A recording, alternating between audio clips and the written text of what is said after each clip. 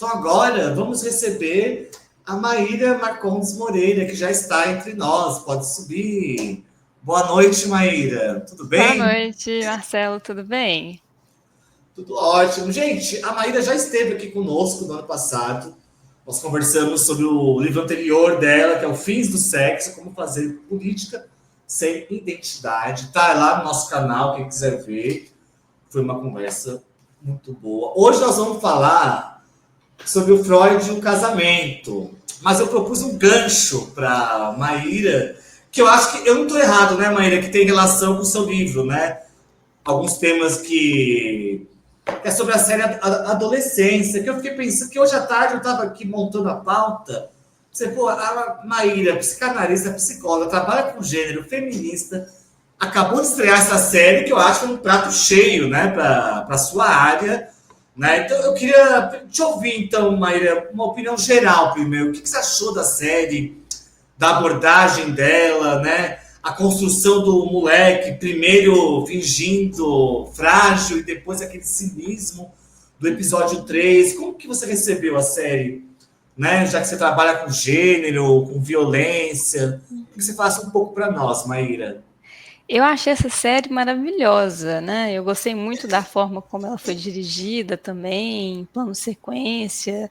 É uma série que te deixa vidrado, né? A gente fica sentado na cadeira quase abismado também com a forma como ela é construída, os diálogos, os personagens, né? Então, eu gostei muito boa e eu achei muito interessante também como que a série é um convite para a gente poder conversar a respeito, né? É a proposta também dos criadores da série que isso estimule uma conversa, um debate, para a gente pensar o que é possível ser feito enquanto sociedade civil, né? Enquanto a sociedade civil que pode exigir algo para o Estado também. Então, eu achei que é um ótimo é um ótimo início de conversa, né?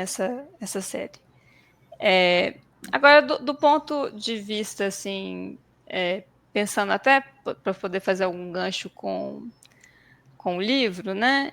O subtítulo do livro é muito sobre a questão do sexual, um trabalho de cuidado, e de como que o trabalho de cuidado vem muito linkado também, né, ao feminino, a uma certa noção que haveria um contínuo, né, entre a menina, a mulher e a mãe, né, que seriam as mulheres, as cuidadoras primárias da cultura, né, as grandes responsáveis pelos cuidados de outrem, das crianças, dos enfermos, dos idosos.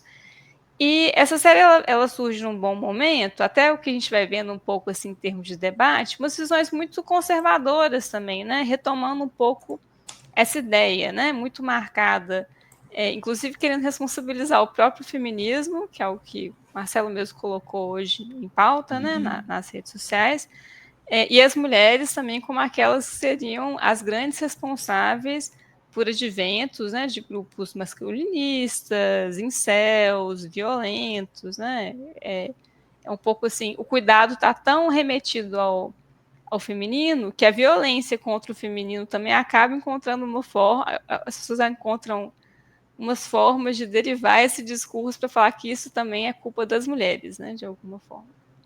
Uhum. Tem um ponto aqui do seu livro que eu até separei aqui, que é quando você fala, né, que é um tema que eu adoro, eu fiquei pensando também, que é a menina e o treinamento com a boneca, né? Vamos treiná-la para ser uma futura mãe. E na outra ponta, a gente tem que pegar o garoto, ele também é treinado para ser uma máquina violenta. Na cultura geral, e tem até um momento que eu acho que é no capítulo 4, quando o pai e a mãe estão lá, tentando entender, né? Um ano depois, quando o garoto. Ai, gente, eu não vou dar spoiler. Mas quando tem a ligação do filho pro pai, e ele dá aquele recado pro pai, e ele fica. Porque aí tem uma coisa interessante, que até você colocou agora, Maíra, porque o pai fala, meu pai me espancava. Eu prometi que não ia encostar a mão no meu filho, que eu daria uma outra educação masculina, né? Ele não coloca o masculino, mas a gente pode entender. Então a gente vê que é um casal que buscou a educação no diálogo, que tem sido muito criticada hoje em dia, né, Maíra? Você tem um retorno do bater, do castigo, da penitência, né? Então, só para colocar, então, eu quero retornar o seguinte: nós temos um treinamento com a boneca e o treinamento com a violência para os garotos. Né? É correto afirmar isso? Queria que você falasse um Sim, pouco sobre esse treinamento infantil.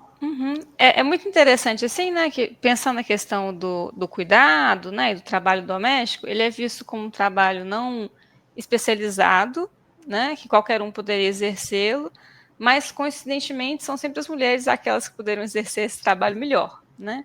E se tem trabalho, né, se tem qualquer tipo de organização temporal, né, espacial, de um projeto, do que deve ser feito, tem também uma uma especificidade, tem uma técnica envolvida, né? Tipo assim, as pessoas não nascem sabendo fazer essas coisas, né? Então, é interessante pensar assim, há sim um treinamento informal, né? Que também tenta, de certa forma, dirigir, né? Alguns semblantes da cultura sobre o que seria o masculino e o feminino. E é muito comum, né? A gente tem até algumas discussões dentro da sociologia de como que os homens são muito socializados pela violência, né? Pela agressividade. E mesmo que, até pegando esse exemplo do filme, né? Mesmo que a gente veja hoje em dia também, né? Que até as nossas concepções sobre masculinidades e feminilidades vão se transformando e mudando, e que esse treinamento informal ele não é determinista, porque senão nós não veríamos, por exemplo, os corpos trans, ou corpos de alguma forma ferem a norma, e os próprios corpos cis também, de vez em quando eles vacilam, né, porque é insustentável você ficar o tempo inteiro performando aquilo que é exigido socialmente, né? A gente vê que tem uma certa insistência, né, nesses lugares e às vezes um certo desejo assim de retomar cada vez mais esses lugares, culpabilizando inclusive as violências que existem hoje, como se as conquistas do feminismo fossem responsáveis por esse tipo de violência, né? Esse é um argumento conservador que existe, inclusive, dentro da própria psicanálise. Existe um psicanalista que chama Mark Zafiropoulos, que ele fala um pouco da importância de se manter muito bem delimitado o ordenamento social, né, um bom funcionamento do Estado, nos moldes da democracia liberal, os semblantes, né, do que é o feminino, do que é o masculino muito bem delimitados, as fronteiras, eu estava escutando antes falando, eu estava até concordando aqui nos bastidores, porque caso contrário, né, caso as coisas se tornem um pouco mais fluidas ou um pouco mais plurais, o que ocorreria seria uma certa entrada numa zona de anomia, né, que as convenções tácitas não funcionam mais, os sujeitos não conseguiriam se localizar enquanto homens ou mulheres ou cidadãos, e aí eles partiriam para a violência, partiriam para defender e buscar figuras arcaicas, míticas, né, jocosas, violentas, como Bolsonaro, como Trump. Então existem essas teses, que são teses assim, interessantes, mas elas são teses conservadoras porque elas também defendem, então, que a gente se mantenha sempre o status quo. Né? É como se o feminismo só fosse efetivo quando é interessante, inclusive para alguns setores conservadores de esquerda, né, culpabilizar o feminismo para falar assim, olha o que vocês fizeram, né? Vocês fizeram a população toda se voltar contra a esquerda, né? Ou se voltar contra aquilo que estava sendo construído, né? Porque vocês forçaram muito a barra. É um grande bode expiatório, né? Também. Igual algumas interpretações que tiveram da série, né, que acabam fugindo do controle até da proposta dos produtores, que é de falar que, na verdade, o que aconteceu foi uma resposta ao bullying que ele estava sofrendo, ou então que o que esse menino, né, que na série atua como um incel, né, extremamente violento, o que ele precisava era de maior cuidado materno, de mais atenção, Sim.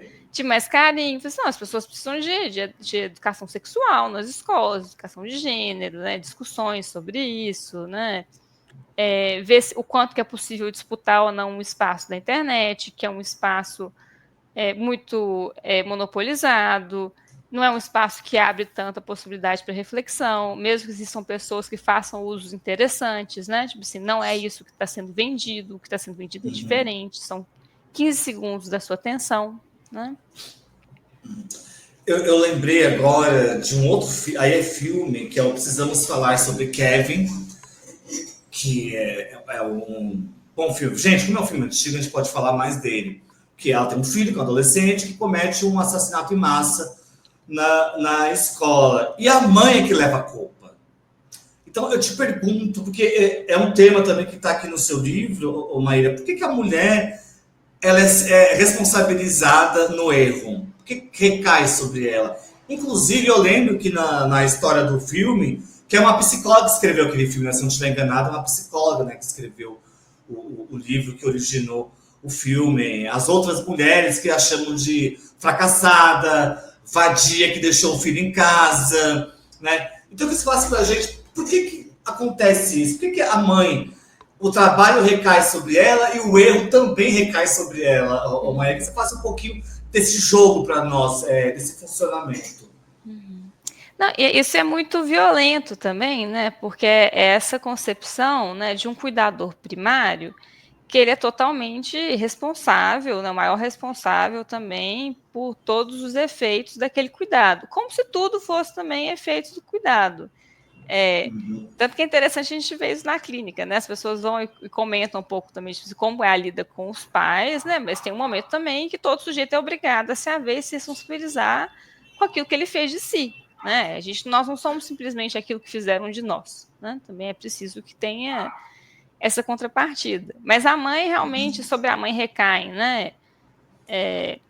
Sempre muitas críticas, recaem sempre muitas expectativas, vai se tornando também um lugar que a direita insiste muito também, né, em manter, em enaltecer como um certo projeto, né, tipo assim, aqui mulheres, esse é o lugar que vocês deveriam ocupar na cultura, né.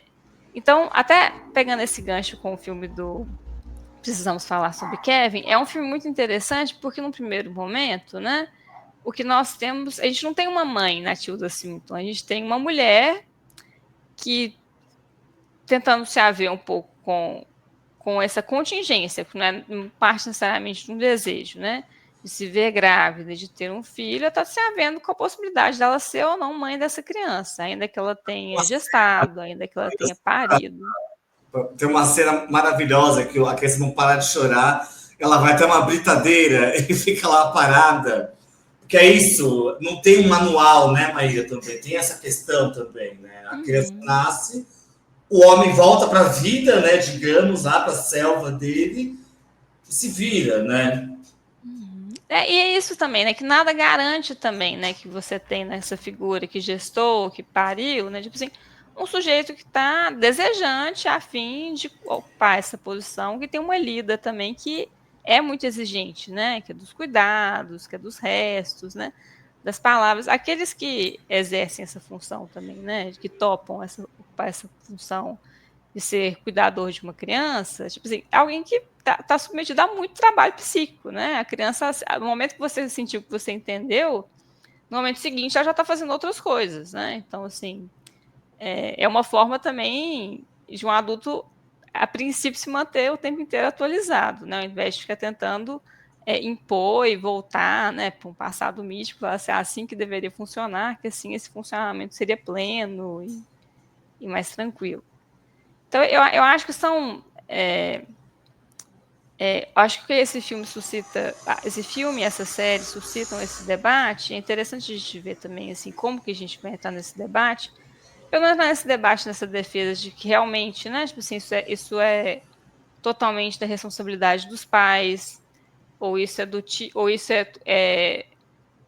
ou então culpabilizar a internet como se a internet em si fosse um lugar muito problemático, apesar de ser também, né? Tipo assim, apesar de a gente ter que pensar os usos que são feitos hoje em dia por crianças e adolescentes, né? Principalmente considerando que essas plataformas elas não são neutras, elas se dizem neutras, mas não são, né? Tipo assim, qual que é o uso, o que está sendo veiculado, e até considerar talvez um certo problema contemporâneo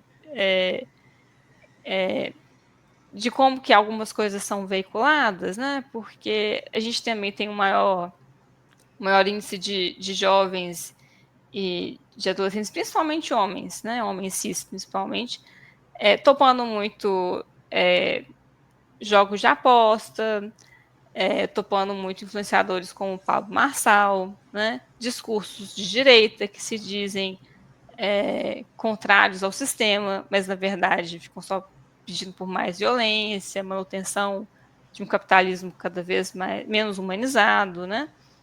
E essas pessoas não vendem nada, na verdade. Elas não são boas em nada. Elas vendem modos de enganar as outras pessoas, né? Tipo assim, é isso. Você não precisa ter talento, nada precisa ser feito, nada precisa ser construído. Você precisa só saber dar um jeito, né? E é uma coisa que aparece na série também com o Jamie, né? Que ele fala que, bom, já que ele está entre os... já que ele não está entre os 20% que as mulheres se interessam, ele precisa que ele engane as mulheres, né? É preciso enganar as mulheres, é preciso saber fazer um day trade, que ninguém sabe fazer na verdade, é preciso apostar, jogar, vender o seu produto, ter uma certa postura, ler sinais.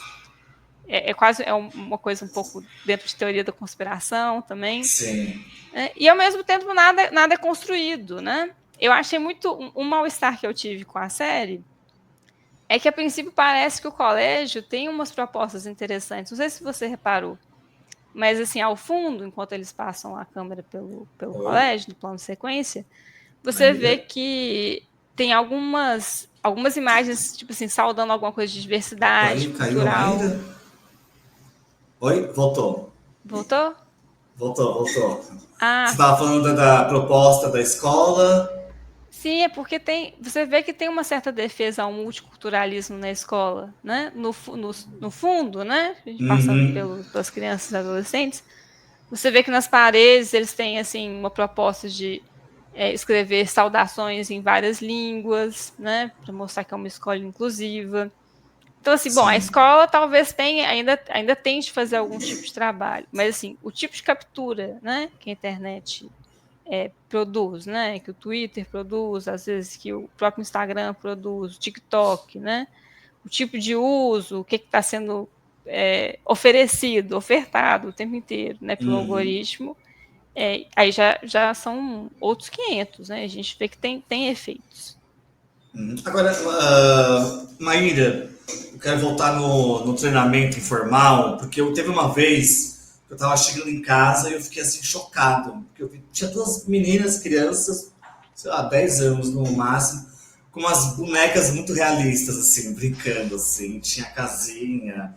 E aquilo eu fiquei assim, mas assim, eu fiquei quase infartei quando eu vi aquilo. E aí, claro que eu fiz um vídeo, porque eu também, além de jornalista, eu trabalho com isso. E a reação foi muito violenta, inclusive de amigos, homens e mulheres que são pais, mães da nossa idade, assim, progressistas. Tem um amigo meu que veio no privado. Que papo é esse, Marcelo, de treinamento, gênero, mulher? É só uma criança. Por que questionar essa brincadeira com a boneca? As pessoas ficam tão raivosas, Maíra. Por que provoca tantas pessoas quando a gente questiona esses brinquedos? A Butler faz Na tua uma. avaliação, qual é a sua avaliação? Porque esse meu amigo ficou possesso que eu questionei a boneca. A Butler faz uma provocação que é muito interessante e que para a psicanálise faz muito sentido, que é de pensar como que a forma como a gente constrói a nossa identidade, né, como que a gente se vê, às vezes a gente acha que está ancorado em alguns lugares assim que são muito, que seriam quase naturais, né? Então assim, algumas pessoas têm respostas muito violentas, né, quando elas encontram com uma sexualidade ou um estilo, né, que parece muito diferente daquilo que elas consideram normal, porque isso produz também uma ferida narcísica, isso produz uma quebra ontológica de algum sujeito de repente ter que se deparar, às vezes pela primeira vez, com o fato de que, bom, isso que eu sou, isso que eu acredito que eu sou, né, a forma como eu me apresento, que eu vivo o mundo, poderia ser diferente. Isso faz parte de uma série de entrecruzamentos, de vivências, de experiências, daquilo que me foi apresentado como sendo bom, como sendo normal, como sendo para mim, né? Tipo assim, até esses brinquedos vão ficando cada vez mais estereotipados, mais fechados para meninos, para meninas, né? Tipo assim, o que você pode gostar, o que você pode fazer, né? Não tem nada de neutro nisso. Isso está muito bem estabelecido desde o início. Então, essas respostas muito, assim, raivosas, violentas, principalmente se tratando da infância, tem um pouco a ver com isso, e um pouco dessa necessidade, às vezes, de querer manter as coisas como elas funcionavam antes, tentando assegurar alguma coisa de si. Né? É um mal-estar nesse sentido. Tanto que a gente vê muitos adultos, inclusive dentro do setor progressista, que ficam muito incomodados com a ideia de educação sexual para crianças, a ideia de ter aula também sobre gênero para crianças, né? Tipo, senão as crianças não podem ser apresentadas a isso, porque senão elas podem se tornar outra coisa. E você vê assim, bom, várias crianças não foram apresentadas a isso, e mesmo se elas se tornam outras coisas também, né? É uma tentativa de... O Jamie não foi socializado na violência. Uhum. Exatamente, e é muito interessante também, né? Porque até no último episódio, numa das conversas, né, que o pai tem, você vê que o pai também ele tem uma masculinidade bem típica, né? Ele tem poucos, às vezes parece que ele tem poucos recursos também para lidar com a raiva Uhum. dele, né? Ou ele segura e finge que está tudo bem, ou ele explode. Ele tem uma boa parceria com a esposa dele, você vê que eles são companheiros. Ela inclusive topa que ele não está em condições de fazer alguma coisa, nem de conversar, mas ela tá lá com ele, né? Você vê que eles têm alguma parceria, alguma relação. E ele chega a falar que, tipo assim, que ele também sofreu algum tipo de episódio que poderia ser anacronicamente nomeado como bullying, né? Mas isso não significa, né? Essa é uma dificuldade muito grande que as pessoas têm também nessa tentativa de fazer com que toda história seja linear, né? Ah, ele assassinou a menina porque ele sofreu bullying. Não, tem várias coisas que são possíveis de serem Sim. feitas a partir daí, né? Tipo assim, influência, é claro, né?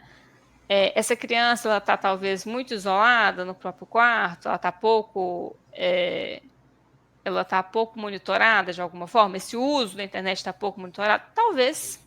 Mas assim, é muito apressado, né, a gente afirmar que é necessariamente isso, porque é muito fácil também demonizar a gente entrar numa disputa geracional, né? E demonizar qualquer coisa que as gerações atuais fazem, né? Como se elas fossem necessariamente piores, né? Do que aquilo que era feito anos atrás. Mas eu queria aprofundar um pouco mais contigo na tua análise como psicanalista. Por que que um pai, uma mãe que se diz progressista fica incomodado quando a gente fala tira a boneca da filha? Por que que você acha que isso vai na tua como psicanalista, aonde que você acha que bate isso, Maíra? Que as pessoas, seja de direita, de esquerda, ficam enfurecidas. Deixa minha filha em paz, deixa com a bonequinha dela. Eu acho que assim, os pais também eles começam a se haver com algo muito infantil deles mesmos, né? Tipo, se eles são de alguma forma forçados, né, a rever umas experiências que eles tiveram na própria infância, as expectativas que eles têm também sobre uma criança, né, um bebê, essa perda de controle, né, também que está em jogo, né? Tem uma psicanalista que chama Françoise Dolto, que ela fala assim, o bebê é um sujeito a partir do momento que ele nasceu, né? E isso é muito difícil para alguns pais também, que são experiências de perda de controle, né? Tipo, à medida que a criança, o bebê, a criança, né, o adolescente, o adulto vai tomando cada vez maior autonomia, né? Tipo assim, aqueles também que sonharam, desejaram, né? Tipo, se em algum momento esse bebê, essa criança, o que for, né? Tem que se haver também com uma certa perda, né? Tipo assim, uma perda, porque inclusive pode ser que eventualmente esse novo ser não tenha mais nada a ver com os pais. Isso é uma dificuldade muito grande que a gente vê em pais. E para além disso, uma coisa que é interessante assim que eu tentei trabalhar no livro, que é algo que o Freud também trabalha, esse modelo nosso de família nuclear cria algumas expectativas em termos de parentalidade, de conjugalidade, você vê assim que tem um certo contínuo, né? A família, né? Mesmo até a família mais normal, mais neurótica, que fez tudo assim dentro da lei, certinho também, ela tem um quê de incestuoso, ela tem um quê de algumas expectativas, né? Uns anos atrás era muito comum, por exemplo, esse discurso, né? Tipo assim, o filho acaba casando com a mãe, a filha acaba casando com o pai. Gente, isso é uma fantasia, né? É uma insistência. Sim. Tipo assim, claro, né? O Freud vai falar que nas nossas escolhas de objeto amoroso, às vezes está em jogo uma certa escolha. Se você se interessa por alguém que é seu ideal, aquilo que você gostaria de ser, ou você se interessa por alguém que tem alguns ideais que foram herdados da sua criação também, algum tipo de identificação. E tem pessoas também, inclusive, que vão para lugares diametralmente opostos, né? Inclusive de perspectiva política. Então, essa tentativa, né, de garantir um certo funcionamento daquilo que seria supostamente um funcionamento normal, de não deixar nada do sexual perturbar, porque uma menina brincando de boneca não perturba nada no sexual, né? Tipo assim, ela tá só agindo conforme a prescrição. Um menino brincando de boneca, às vezes causa angústia, né? Causa angústia em pessoas progressistas, fala assim, qual que é o problema, né? Nossa. Mas você tocou num ponto agora do brincar com a boneca. Mas o que me parece que incomoda o pai e a mãe de direita, de esquerda, XPTO, é quando a gente fala, vocês estão treinando para ser mãe. Aí que vira assim o capeta. Agora, então, de novo, né? A partir da. Por que você acha que eles ficam loucos da vida quando a gente fala, vocês estão treinando o filho para ser mãe? Por que eles se computam? Qual é a tua análise que você acha que eles ficam. Não, gente, é só uma brincadeira de casinha. E quando a gente fala treinamento, eles ficam putos. Por que você. Porque é interessante também, porque assim, eu acho que a gente vive numa sociedade, gente, que tenta deixar tudo tão individualizado, que até assim, o seu desejo de ser mãe, né? Tipo assim, é o meu desejo. A gente vive num mundo onde todas as mulheres que parem hoje em dia fazem um relato de como que foi o parto, de como que foi essa experiência, tem uma discussão maior, mas tem também, né, tipo assim, todo um investimento social, de Natal, de interesse natal também, que eventualmente as pessoas com outro queiram ter filhos, né, ou queiram ser mães, né, queiram ter filhos e tenham filhos de certa maneira, né, ajam em relação a eles de uma maneira muito específica. Muito, tem uma psicanalista que chama Badinter, que ela vai questionar um pouco essa ideia Maravilhosa! de instinto materno, né? Que é um pouco que eu tento questionar no livro também, pensando assim, por que a gente supõe, às vezes, que existe um corpo que é mais apto, né, aos cuidados do que outros corpos, né?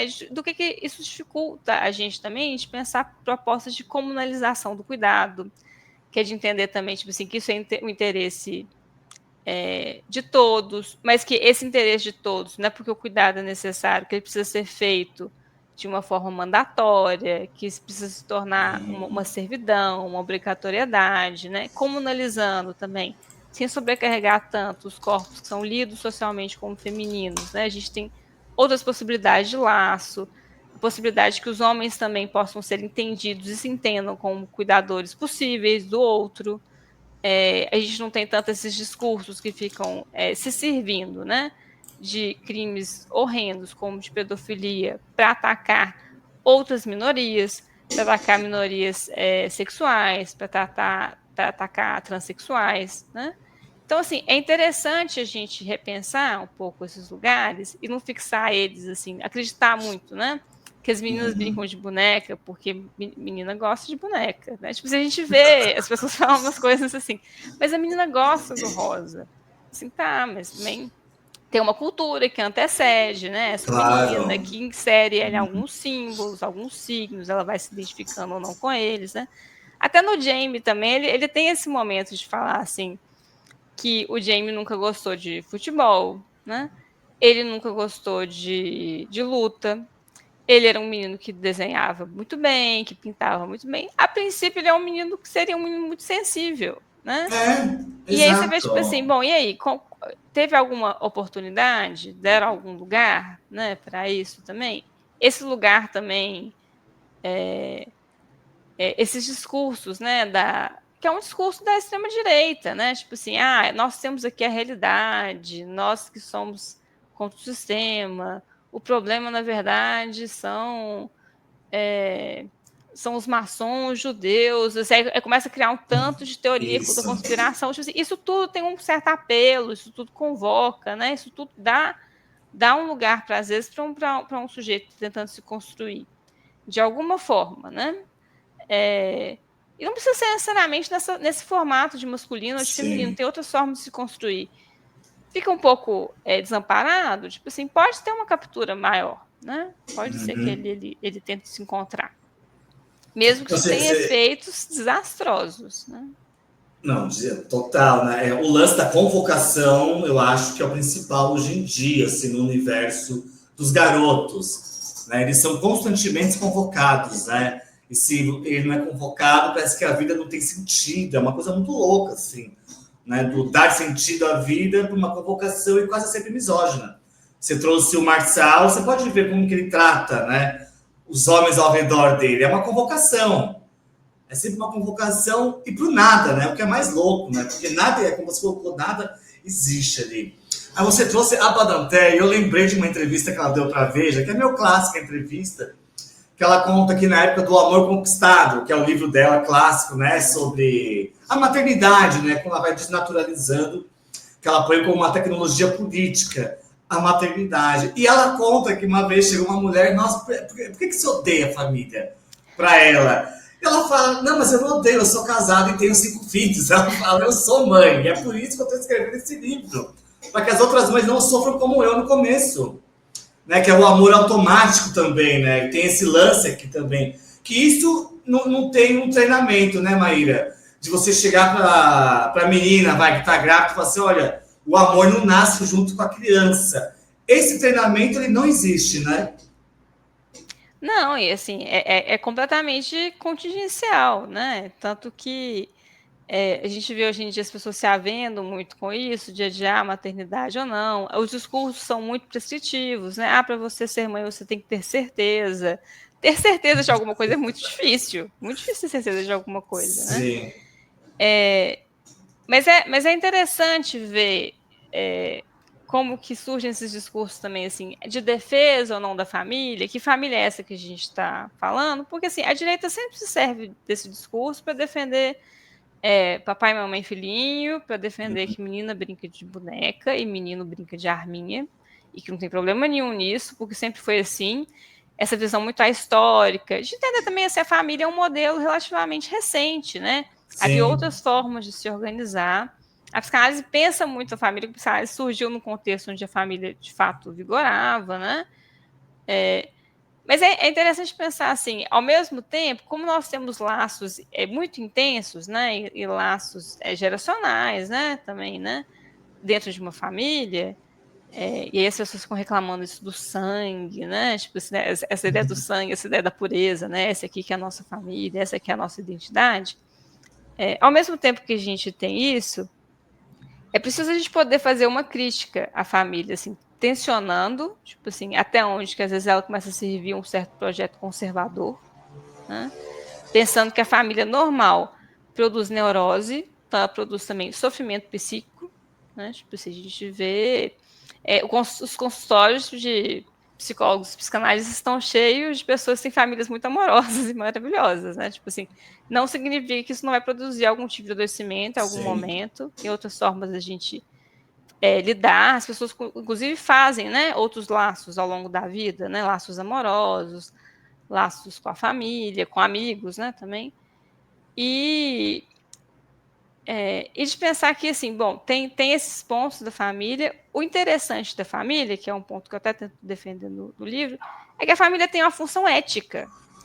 A função ética da família é fazer com que esse bebezinho, que a princípio é um pedacinho de carne, tipo assim, ele seja libidinizado, ele seja amado, ele seja desejado, né? Tipo assim, e ele venha a se tornar um sujeito.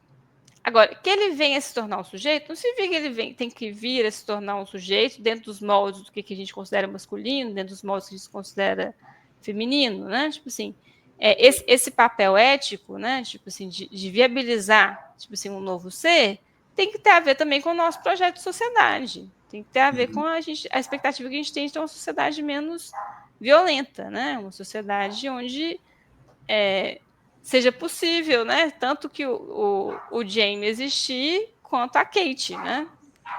Mesmo que haja mal-estar e desencontro entre eles. Era sobre isso, né? Tipo assim, que a gente deveria estar pensando mais quando a gente vai pensando em família, ao invés de ficar pensando em arregimentar cada vez mais como cada família deveria funcionar, como que a masculinidade deveria funcionar, como que a feminilidade deveria funcionar. Agora, você tocou num ponto que eu quero voltar, que é do incesto, né? E da maioria da família. E tá no ar agora a série The White Lotus, você tá acompanhando? Eu amo essa série. Essa série é maravilhosa, é uma das minhas prediletas também. E nos 2 últimos episódios nós tivemos, né, uma relação entre os 2 irmãos, né? E eu particularmente, eu adoro essas tramas incestuosas, que eu acho que elas vão ali no limite, né, do que a gente entende por ética, né, a ética ocidental, familista, blá, né? E eu achei, assim, eu fiquei espantado, eu até fiz uma matéria sobre a reação entre jovens, assim, de nojo. Teve uma pessoa, mais de uma na verdade, mas teve uma que a gente ficou conversando no privado, assim, olha, eu comecei a falar isso, não, pô, mas eu acho legal esse questionamento, né? Borrar essa fronteira, né, dos irmãos, que é uma polêmica histórica, né? Essa polêmica do incesto. E ele, não, é asqueroso. Assim, e a pessoa repetia muito isso. Então eu queria uma análise tua dessa reação. E que assim, é uma cena singela, vamos combinar, foi um beijo rápido entre os 2 irmãos. E aí depois no segundo episódio ele vai descobrir que ele foi masturbado pelo irmão, e isso virou um debate também. Assim como o Jamie está sendo um debate, estamos também debatendo o incesto lá em The White Lotus. Por que também, Maíra, o incesto causa essa repulsa na tua leitura? Eu achei interessante como que eu vi que realmente assim, causou um certo rebuliço, que é de pensar também que anos atrás, com Game of Thrones, só tinha incesto o tempo inteiro. Toda Mas hora. Mas ele é medieval, né? Mas é que o The Game of Thrones é medieval, acho que afasta um pouco, né? Mas eu acho que além dele ser medieval, ele é hétero, né? Para ver se tem um incômodo, né? Tipo, se acrescido aí nessa história por conta da questão de se tratarem de 2 homens, né?